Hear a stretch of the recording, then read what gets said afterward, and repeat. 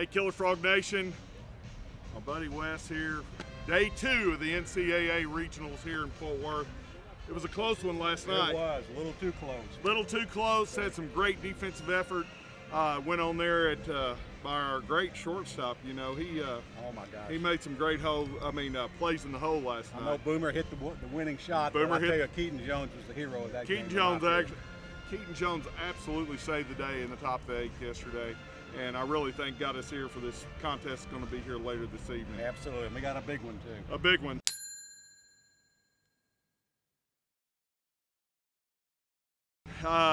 We're fixing to have Siena up next against Dallas Baptist. Getting ready for them first, see which one of them gets knocked out of the tournament, and see who will play the loser tonight of our contest against Sam Houston State. Sam Houston State, a little bit of surprise yesterday. No, they're a good team. They won 40 games, and they play solid baseball. So. Right. 2-1 contest last night. We saw 3 national seeds get upset last night. So it's going to be an interesting tourney. I thought, who was it? Juice Frog that came up with it on the very interesting stat that I read that he came up with, and he's done a good job of putting some great stats up for us on Killer Frogs. You realize that in the last 10 years, out of 80 national seeds, only 2 have won the national championship. Oh, that's yeah, I know. It's lot, like, so. And then somebody said, well, then we have a chance, you know? Yeah, so anyway, So you're telling me there's a chance? Yeah! guys, we're looking forward to a great day ahead, and go Frogs. Go Frogs. Look here, Killer Frogs Nation, look who we got here. We got 3 great TCU fans here today with Wes and I. And girls, why don't you introduce yourself, tell us where you're from. Courtney, Carmel, Indiana. I'm Meredith, I'm from Fort Worth. I'm Mackenzie Flynn, I'm from Fort Worth too. Now wait a second, I heard Flynn, and you wouldn't happen to be related to Mike Flynn from TCU, was you? Unfortunately, yes. Oh no, Yes. Mike Flynn, the starting center from the 1984 Bluebonnet Bowl team. The Mike Flynn that I actually played a couple years. Oh no. Mike Flynn, Do you know how many stories I have about your father? I would love for you to tell me that. No. Should we tell one right now? All right, folks, we got TCU J-Sauce with us right now. I was kind of surprised. I follow you on Facebook, and I saw you plastered with a pie in the face. Tell me about that. Well, I'm a administrator at a nursing home, and I figured, hey, we do Friday Fun Day at my facility, so what better way than to you know, smash some whipped cream pies in your administrator's face? So I enjoyed it. We had a good time, and it was very sticky. But I also didn't get dessert at lunch because I figured, hey, I'm gonna get dessert. There you go. So you got your pie one way or the Now, other. was it whipped cream or shaving cream? It was actually, we had a debate in the morning because they were gonna get shaving cream because it's cheaper. Right. And I said, I will not do it unless you get ready whipped cream in the bottle. There you go. So what you're telling me is you only saw half of it on your face. Well, yeah. The other half went right down the Well, pie. I had some in my ear. I think I have a little ear infection, so you know, if you want to check that out for me. There we go. Oh, that was good. Hey, Here, got a little let's, left there. let's Yeah. sterilize it here. Yeah, here we go. Here we go. Hey, Killer Frog Nation. Oh, I tell you, we've got a numbskull here with us today. I'll be honest, but we just finished watching a great game between Siena and Dallas Baptist that went to extra inning. And Dallas Baptist is out now, as you well know by now. And so we'll see how Siena does, and hopefully we're getting ready for the Frogs coming up tonight against Sam Houston State. But I want to introduce you to a couple of guys. Like I said, we got one knucklehead here, but thank God he's got a great son.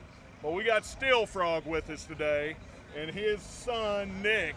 And if you haven't heard us talk about Nick, Nick is a champion wrestler. He won the state championship at Highland Park last year as a freshman in the 152 division. Is that right, Nick?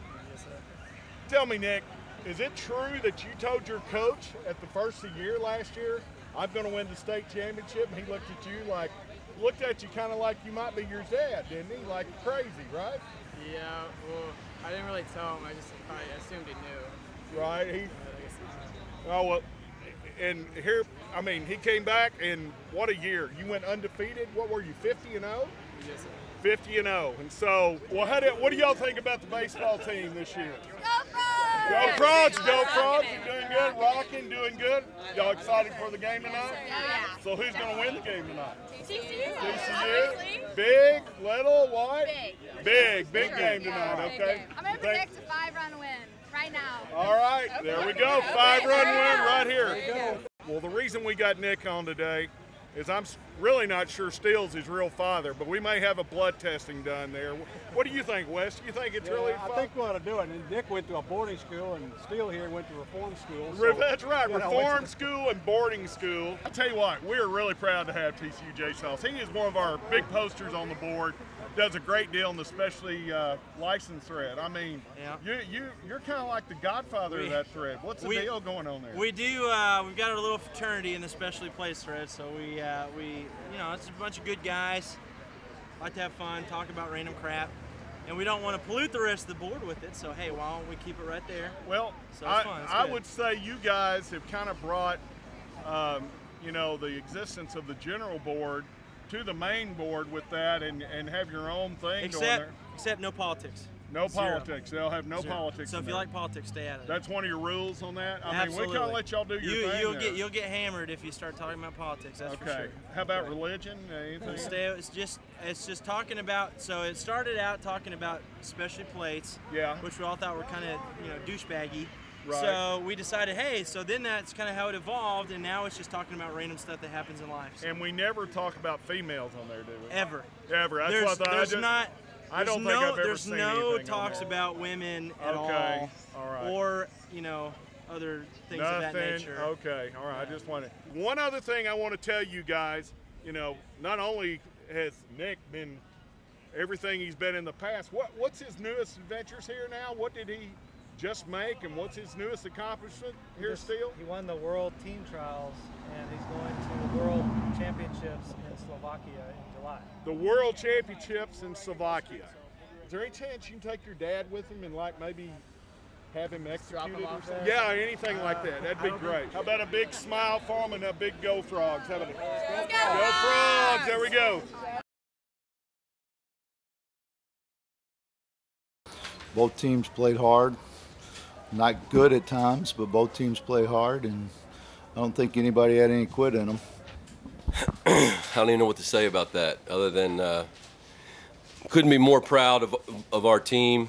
Couldn't be more proud of Sam Houston's team. That was shame somebody had to lose that game, but I'm delirious right now.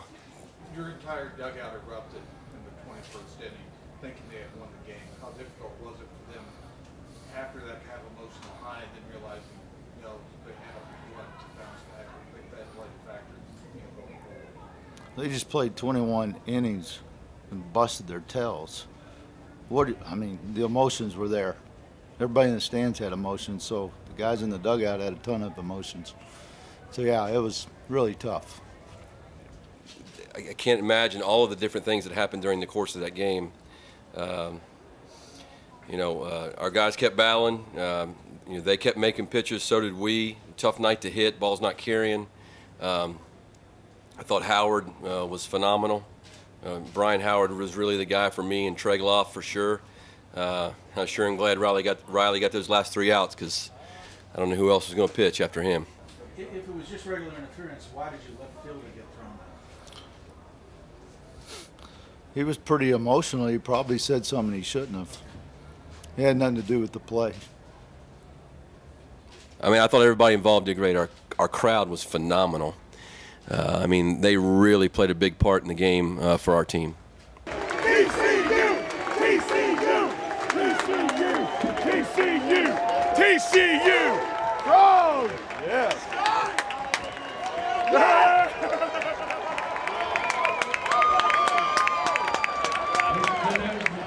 Yeah, those are things. Tonight was just one of those nights, and I'm embarrassed by how we played in the outfield, but at the same time, it's like it's freaking Halloween. It's just crazy stuff.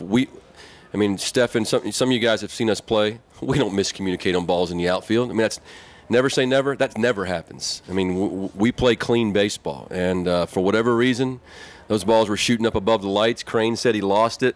It's Fitzgerald's ball all the way, but it's one of those nights, and we just had to overcome it. What is your understanding of the rule that constitutes interference? The understanding of the rule is that a player can slide directly through the base, and he can slide as hard as he can directly through the base with his feet down, and he can slide all the way to the fence as long as he's in the parameters of the base. I didn't see a whole lot of the first one, and being the first base dugout don't have a great angle, but it did look like he just crushed our guy. I mean, I don't know if he was slid high, or I don't know what the umpire's reasoning was for making the call, and I certainly would have been upset if I was David. At the same time, all the guys got to do is run out of the baseline and the game's over, because there wasn't going to be a play at first base. There's no even reason for him to just run out of the baseline. There's nothing to do other because your guy's going to he's going to get to first base. So, I'll look forward to checking out the replay. But all I know is Crane got smoked pretty good on that play, whether it was legal or not legal. I have a bad view of that one. Is that a rule that an aggressive slide at second is interference? The rule is as long as you go straight into the base and you don't go through, and you're allowed to go through the base. It's not, in college baseball you can't go wide of the bag. You have to go straight, but you can't go maliciously above the bag. And so I don't know. I haven't heard what.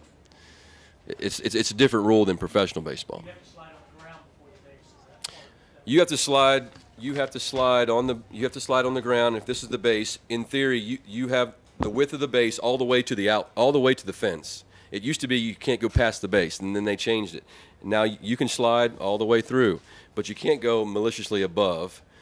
And I don't know why I don't know what his reason was for making the call. I'm just glad he made it. Maybe Alexander, maybe Kipper. Alex Young certainly available. Tregloff for sure can pitch. Probably wouldn't use Riley again, although he had a day's rest. When I went to the mound and brought Tregloff in, I said, guys, both teams are just out of gas. And I said, guys, this is just going to be part of our story. So just enjoy it, embrace it, and keep competing.